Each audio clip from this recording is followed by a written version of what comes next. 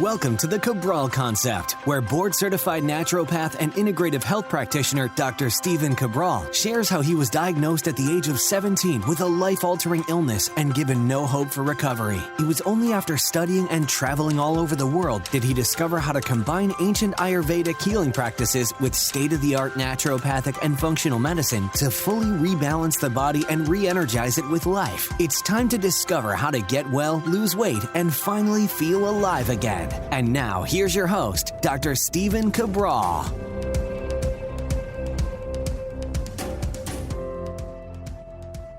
Welcome back, everyone. Glad to have you here on today's first Cabral HouseCall of the weekend, answering all of our community's questions each and every weekend. Excited to get into them. All things wellness, weight loss, anti-aging, everything in between. All right, so let's get started with our first question of the weekend. I really want to dive right in, be respectful of your time. Again, I appreciate you tuning in each and every weekend to our questions. So let's see what the first one is. I just opened up the giant document of questions, well over 5,000 questions answered now. And the first one is from Shirleyta. There we go. I have suffered from BMS for 1.5 years. What should I do, doctor? What kind of specific doctor do I need? Thank you for your kind attention. All right. Well, happy to help. So as you know, I'm not a medical doctor. I'm not giving medical advice. I'm not giving medical treatment plans or any type of diagnosis on this show. I'm a doctor of naturopathy. What I do is I help people find the underlying root causes of why they're sick, unwell, gain too much weight, can't gain enough weight, or they're aging at a much more rapid rate. That's what we do. We've been doing it for a long time now and have helped a lot of people. We're very, very grateful to be in that position. And we can help you as well. But if you want to go to a medical doctor for this, you'd probably want to go to see a ENT or an ear, nose, and throat doctor after you see your primary care physician. They would give you some type of referral. BMS, by the way, as long as we're on the same page, Shirleyta, that it's typically stands for burning mouth syndrome. And I did a show already on burning mouth syndrome. I answered this before. And it is on, I'm just going to stephencabral.com/podcast and typing it in. And it is on episode 2137. So the reason why I mention this is because I want everybody, before they ask their question, to go to stephencabral.com/podcast and type in their keyword. And I say this because Shirleyta wrote this in on February 27th, and it's now into May. And she could have got her question just so much sooner. That's all. So keep in mind, and Shirleyta, you can listen to the other show as well, but burning mouth syndrome, in my experience, is typically connected to the nerves. It can often be a vagal nerve issue. It can be a high histamine issue. It's an inflammatory issue for sure. It can be related sometimes to TMJ, which again is related to inflammation and nerves. So there's a lot around it. Some people refer to it as almost like a fibromyalgia of the mouth. The way that we are able to help with this is that we look for the underlying root causes. So bottom line is we run the big 5 labs. We say, what's going on with the gut? What's going on with heavy metals? What's going on with food sensitivities? What do the hormones look like? And we really take it from there. So that's how we figure these things out. We don't try to say, hey, what's the protocol for burning mouth? Because the truth is that there are different protocols for migraines, burning mouth, thyroid issues, joint pain, etc., based on what underlying root cause it may be. There's not just one that leads to one thing. All right. So Shirleyta, hopefully that's helpful. And all labs are at stephencabral.com/labs. You can run these right at home, or you can also meet with a local naturopathic doctor in your area or integrative health practitioner. Fiona says, scans show fatty liver, but I don't consume any alcohol.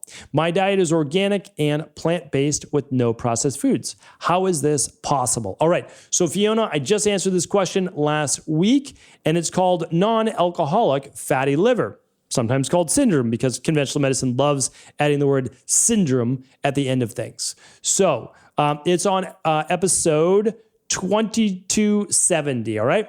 So head on over to stephencabral.com/2270, and I have that full answer right there, all right? Because it can happen, and you're absolutely able, though, to overcome this as well, okay? And Anonymous is up next. Hi there. Firstly, thank you for all of your knowledge and wisdom you share. I've been working on healing my gut for about 3 months now, and I've noticed some changes like more energy, less cravings, better sleep. However, I'm still really struggling with my skin. My skin periodically gets this sort of rash that looks like sebaceous filaments and water retention. I know sebaceous filaments are natural, but they are not always this prominent. Are there foods that cause this? Also, I've noticed that I have a sensitivity to lectins, and a lot of the protein sources on the Dr. Cabral Detox are a bit high in lectins. I listened to your podcast on eliminating them for a while if one is sensitive and then reintroducing them later. How can I modify the detox so I can still get protein while avoiding lectins? Thank you so much. Okay. Yeah, happy to help with this. So when you eat plant-based foods in general, they're going to be higher in lectins than not plant-based foods because things like meat and fish, they're not going to have lectins. And so that just comes with the territory. But you have to ask yourself, are you really sensitive to lectins? Because some people are and some people aren't. Like most people aren't nearly as sensitive as they think, especially after they fix their gut. They've just been told by mainstream narrative that they should be or they are. So first you want to see, are you actually? Second, the Equal Life Detox is, you can just do it for 7 days. You don't have to do the full 21 days. And that's going to dramatically empty your rain barrel. Now, let's say you don't want to do plant-based proteins at lunch. Well, we do paleo-based proteins at dinner. So you can keep it vegan at dinner. But for someone like yourself, well, you might be doing fish at dinner. You might be doing some chicken, turkey, whatever you choose, right, at dinner. And if you needed to, well, you can make that lunch as well. It's better to do a functional medicine detox and modify it for you if you need to. Better to do it exactly as stated because that's how you're going to get the biggest benefits. But I understand. And if you need to modify it, well, you can certainly modify it. All right. And then in terms of the what you see is the sebaceous glands or filaments on the face, there's definitely people that are more prone to it. So can foods cause it? Sure. It could be like you don't do well with fried oils. So any cooked oil you don't do well with. And if you eliminate that for a week, does it get better? Well, maybe. You may not do well with certain types of protein, or maybe you do have a food sensitivity. These things are all possibilities. But the other is that you might be someone that's just more prone to clogging up those pores to a greater degree. Some people are. Some people produce more oil. Some people produce less. That's well known. So what you want to do is you make sure that your face is sweating on a near daily basis. And if you need to, use a facial steam, or you can use a sauna. You can sweat any way you want, but you want to clean out those pores naturally, which is sweating. And then once a week, you could also do a clay mask. Check out my shows on clay masks. All right. Thanks for writing in, Anonymous. Mariah is up next. I was just listening to your podcast and you said something word for word what I said to myself a year ago. I won't take antibiotics unless I'm dying.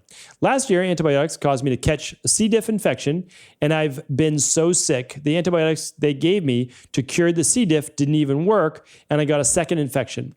I literally felt like I could have died.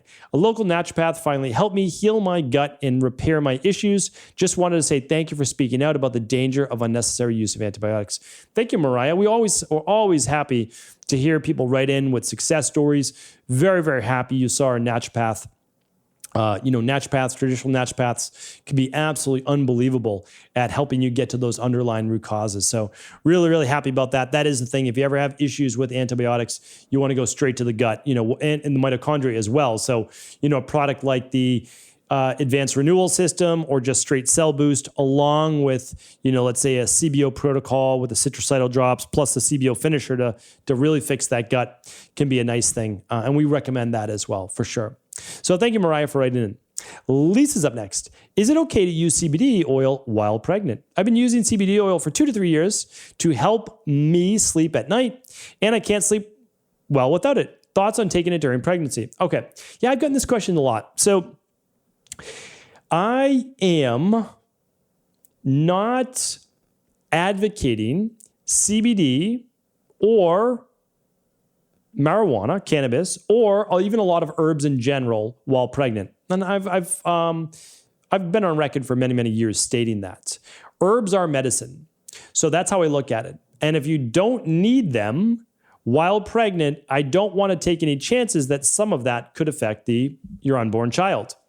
However, I have not seen a lot of research to the contrary that low-dose CBD would, in fact, hurt your unborn child. I just always err on the side of caution. And instead, Lisa, I would, and again, if it was my own wife, I would look to use something more like magnesium before bed. I would look to a liquid melatonin before bed, low dose.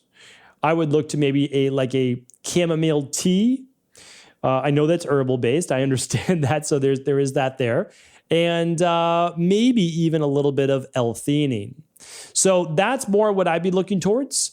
But I do agree that you need a good night's sleep and you need to be able to calm the mind and calm the anxiety, since high cortisol is not good either. So that is my take on it. Look for alternatives if possible.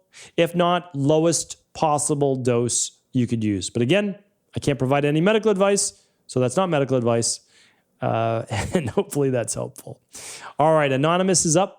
And this is our last question for the day. We do 6 each Saturday, 6 each Sunday. So Anonymous says, I've been listening to your podcast for a while and I've been really helping a lot with health issues. And it's been really helping a lot with health issues. That's great to hear, Anonymous. In numerous podcast episodes, you mentioned that keto and long intermittent fasting isn't good for female hormones.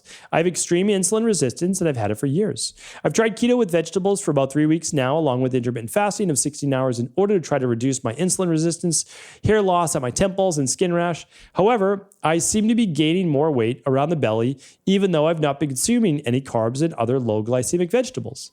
What could be causing this? I thought that belly fat, especially love handles, were caused by high insulin. Also, what method would you suggest for healing extreme insulin resistance for a female? Thank you so much in advance. Appreciate all of your wisdom and kindness. All right, Anonymous, thanks for the question. We help women with PCOS, estrogen dominance, low thyroid, high insulin all the time. I mean, this is one of the things that we specialize in. There's one main lab that you need to run, and it's the stress, mood, and metabolism. Ideally, Anonymous, you run the big five. Because at some point, we're all sick and tired of being sick and tired. At what point are you saying, I need a plan built just for me? That's essentially the goal. And again, if you can't afford the big five, I totally understand. I couldn't either back in the day. And I started with what's called the starter kit, which is why I call it the starter kit, because that's what I started with. And so you can always start with the starter kit. That's fine. But try the starter kit with the stress, mood, and metabolism if at all possible.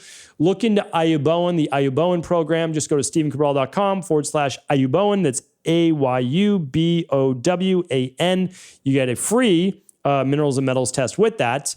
We're just trying to help people the best way we can. We can help you to a greater degree if we actually know what the underlying root causes are, right? Is it high testosterone causing these insulin issues? Is it, high cortisol?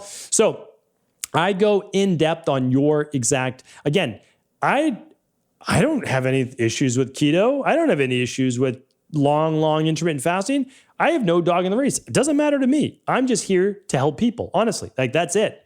So if it worked great, I would recommend it. But it literally destroys, especially women, their metabolisms. That's what it does. That's what it does. And it's literally, there is a pathophysiology to how that happens. So what happens is you're increasing stress on your body by doing no carbs, right? It's hurting your gut microbiome. And the longer fast, putting you in a greater state of fight or flight, survival, famine. It's increasing cortisol. Cortisol does what? Well, it releases more glycogen. That's why you don't eat carbs. So I go through all of this in depth, and I'm going to give you the podcast. It is, that's it right there, 2280. It was just 3 days ago. So check it out, Anonymous, stephencabral.com/2280. And then after you listen to that, go to stephencabral.com/IF. Those are all my shows on intermittent fasting. It teaches you how to do intermittent fasting the healthy way for both men and women. All right. So hopefully that was helpful. Thank you so much, everyone, for tuning in. I will be back tomorrow answering more of our community's questions. I want to sincerely thank you for your support of this podcast. I couldn't do it without you, and I mean that. I truly do.